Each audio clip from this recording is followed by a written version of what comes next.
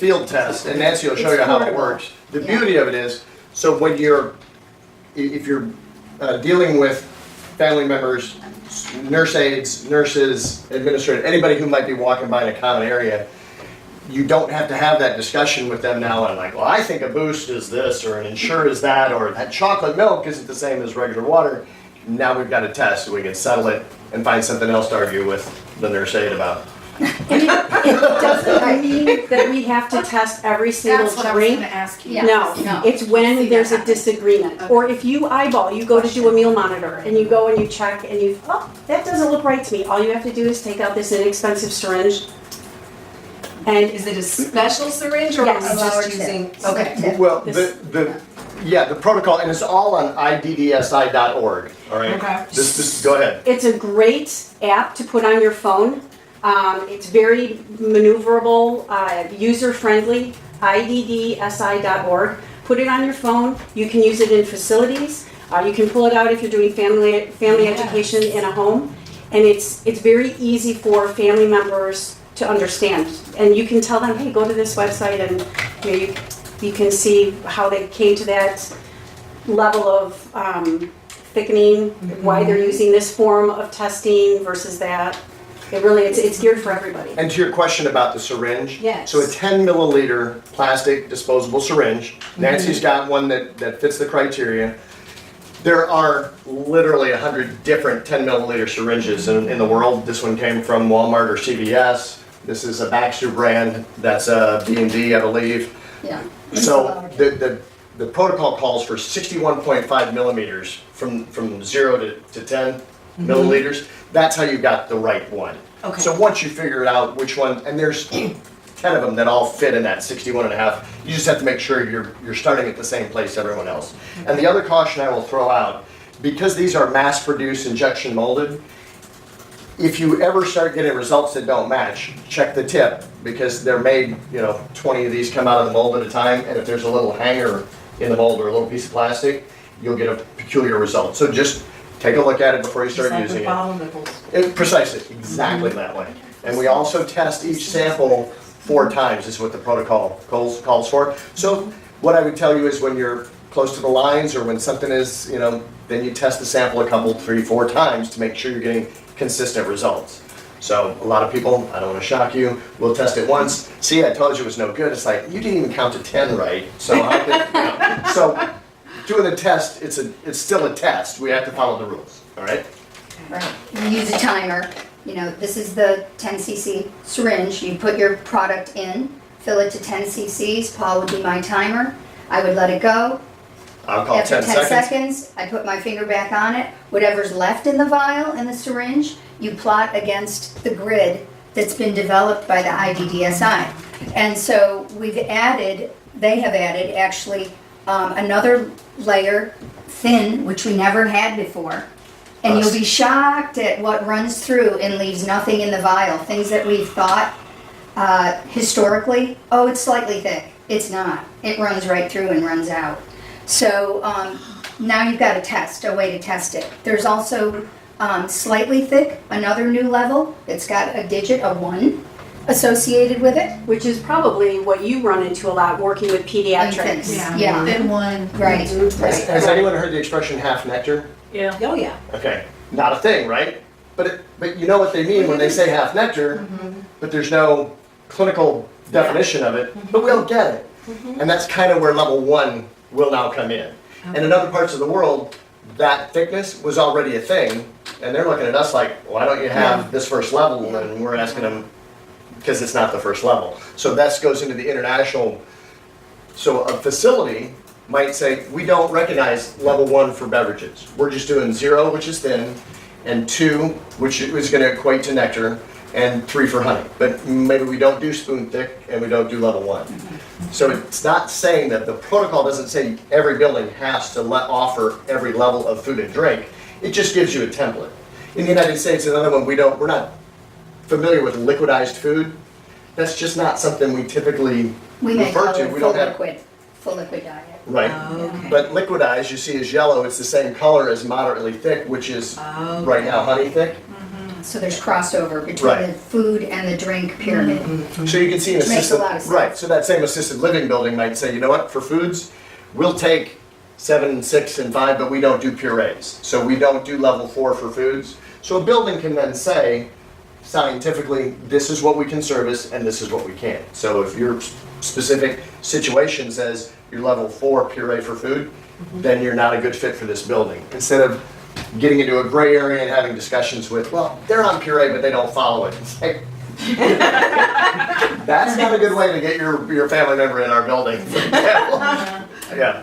You So- should also probably mention that with the colors and the numbers being the same for pureed, extremely thick, liquidized, and moderately thick, they're not the same. They just have very similar flow characteristics. Okay. Right.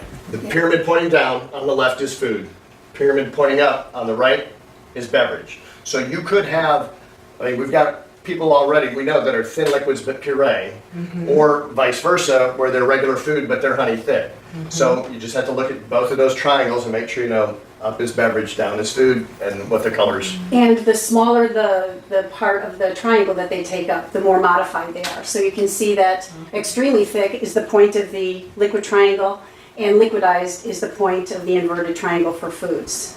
So the more modified they are, either higher or lower they are in the triangle. And we also now have transitional foods, Yeah. which MVD did not have. Right. That would be your popcorn, your Cheetos, ice cubes, popsicles, freeze pops. One temperature going in, body temperature saliva, another And consistency. it reacts to tongue pressure as well, right? Mhm.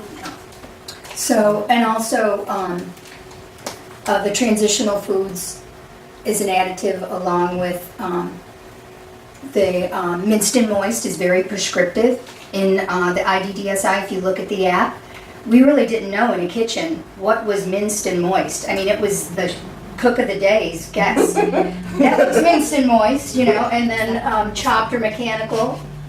There really was no real descriptor. So they use the tines of the fork, which is very pictorial and shows the separation between them at 4 millimeters for 2 and adults 4. and 2 for peds. Right. And so you can show a cook, this is what the cube size should look like. You know, I never had anything like that in the kitchen to use as For an moms at example. home. Exactly. Right, I'm or thinking of the caregiver. moms at home Right, and right. the caregivers. And there are differences in the distance between tines of forks, and we know that. But again, it's a practical, General. everybody's got a fork typically to work with, and then the width between the whole fork is for the chopped. Is that correct? The whole fork is, yeah, chopped. Mhm. So And this minced is- and moist is the tine. Right, in between. So the fork can work as just a real simple, yes, this looks right, or no, those It's chunks are too big. Actually, three tines is the 4 millimeter. That's why I've got the app on my phone. Yeah. So I don't remember. No, you'll see the app is fantastic. I mean, it's so visual. If you're a visual learner, it's really great. So that tangent, Eugenia, obviously took more than 5 minutes. Yeah. But It's a good tangent though. it is, Very good tangent. and if you go to the ID, Time for tangents. the IDDSI.org website, it's got a 1-hour continuing ed. It's got lots of details. It's got shorter versions. It's got problem solving, etc. And somebody asked, are people really doing this? And the suggestion from the IDDSI is that we do it prior to serving, because when they surveyed everyone during the times of study, only 40% of people really tested prior to giving a product to a patient. So, you know, the kitchen is really a very big hub for doing that, but like Leslie said, this makes it transportable and mobile. You can have these in your pocket and do it at the bedside. Yes, no And a special cheap way to equipment. do it, yeah. I am probably the only person geek enough that I put a viscometer on my Amazon wish list. I was waiting. Did you ever get it? No, because money ended up going to medication and all that for the Lyme. Right. But you can buy a viscometer You on can buy one Amazon. And I've been waiting. I've been But that so is pretty excited that now geeky and most people Cindy, won't do that. For Secret Santa, I want her, because I'm just, Yeah. instead of the viscometer, I'm just gonna get her a dozen of these. Okay?